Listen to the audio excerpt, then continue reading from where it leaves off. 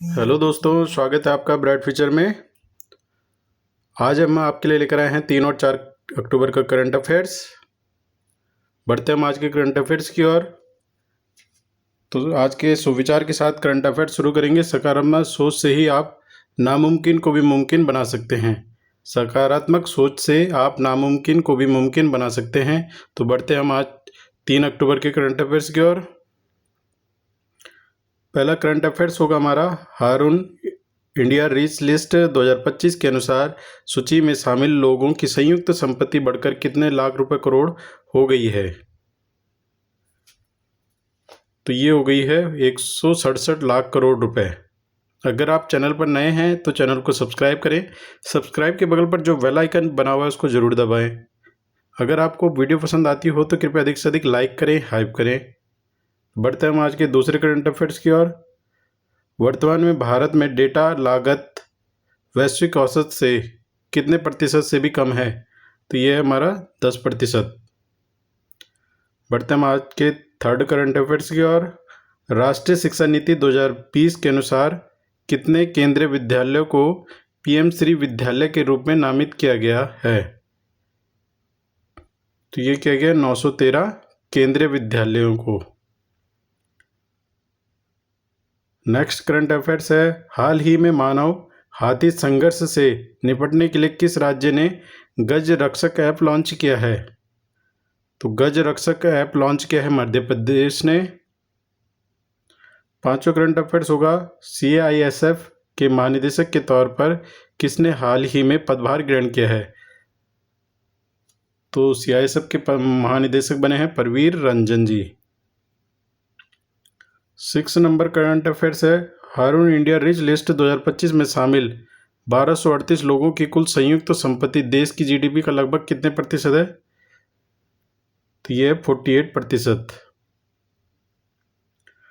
आज का 7वां current affairs होगा, हाल ही में किस राज्य के पर्यटन विभाग को ग्लोबल टूरिज्म अवार्ड 2025 से सम्मानित किया गया है?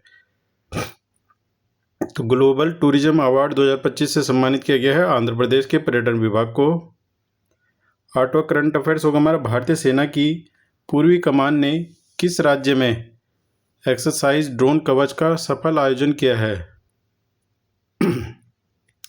तो एक्सरसाइज ड्रोन कवच का सफल आयोजन अरुणाचल प्रदेश ने करा है। आज का 9वां करंट अफेयर्स होगा हमारा, केंद्र सरकार द्वारा वित्त वर्ष 2025-26 के बजट में कितने वर्षीय दलहन आत्मनिर्भरता मिशन की घोषणा की है?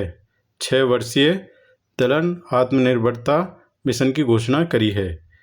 10वां करंट अफेयर्स है, हाल ही में किस राज्य बालोद जिला भारत का पहला आधिकारिक रूप से बाल विवाह मुक्त जिला बन गया है? तो बालोद जिला पड़ता है छत्तीसगढ़ में। 11वां करंट अफेयर्स है, दिल्ली और किस शहर के बीच पायलट आधार पर भारत की पहली सुनिश्चित ट्रांजिट टाइम कंटेनर ट्रेन सेवा शुरू हुई? तो भारत की पहली ये हुई है कोलकाता के बीच, भारत की पहली सुनिश्चित ट्रांजिट टाइम कंटेनर ट्रेन। 12वां करंट अफेयर्स है, भूमि प्रशासन एवं आपदा प्रबंधन पर राष्ट्रीय सम्मेलन 3 और 4 अक्टूबर 2025 को कहाँ आयोजित होगा? तो ये होगा गांधीनगर में। 13वां करंट अफेयर्स है हमारा, वर्तमान में केंद्र सरकार के क्रमशः लगभग कितने लाख कर्मचारी और पेंशन भोगी हैं? तो 49.1 लाख और 68.72 लाख।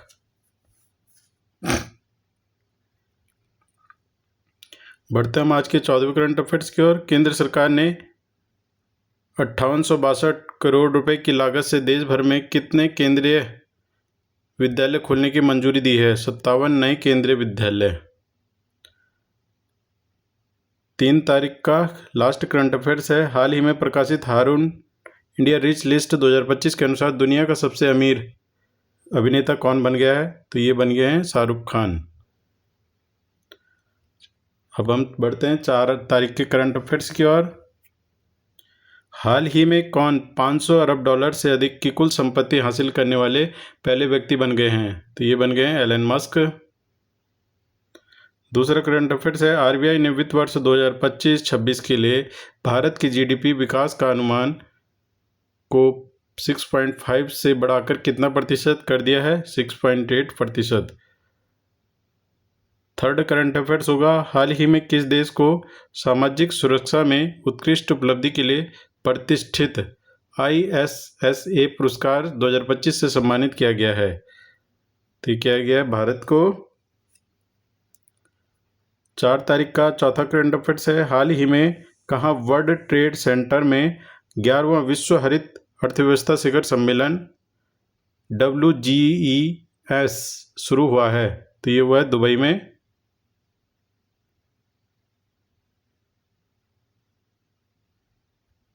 पांचों करंट अफेयर्स होगा हमारा, भारत किस देश के साथ संयुक्त रूप से 11 से 23 नवंबर तक आयोजित होने वाले पहले दृष्टिबाधित महिला T20 क्रिकेट विश्व कप की मेजबानी करेगा?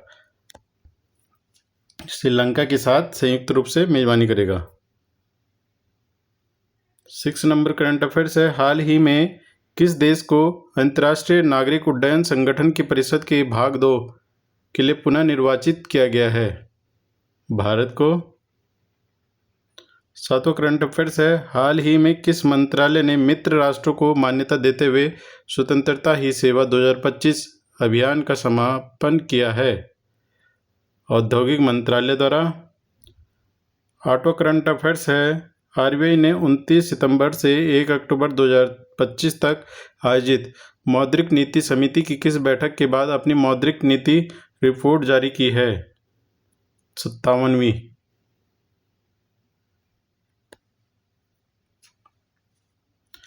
9वां करंट अफेयर्स है, किस राज्य में बथुकम्मा उत्सव महिलाओं द्वारा मनाया जाता है?